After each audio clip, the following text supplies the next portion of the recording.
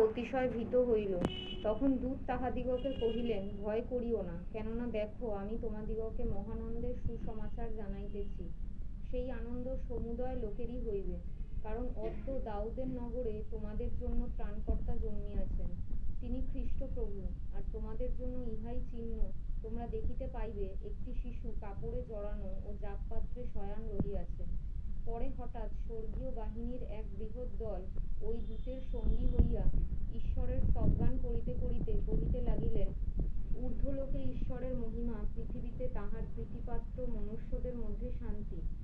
দূতগণ তাহাদের নিকট হইতে স্বর্গে চলিয়া গেলে পর মেষপালকেরা পরস্পর কহিল, চলো আমরা একবার বৈথলহেম পর্যন্ত যাই এবং এই যে ব্যাপার প্রভু আমাদিগকে জানাইলেন তাহা গিয়া দেখি।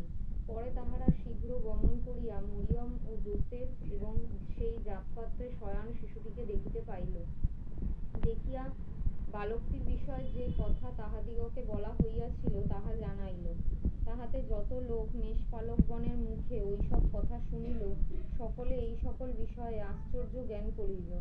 কিন্তু মরিয়ম সেই সকল কথা হৃদয়ের মধ্যে আন্দোলন করিতে করিতে মনে সঞ্চয় করিয়া রাখিলেন। আর মেষপালকদিগকে যেরূপ বলা হইয়াছিল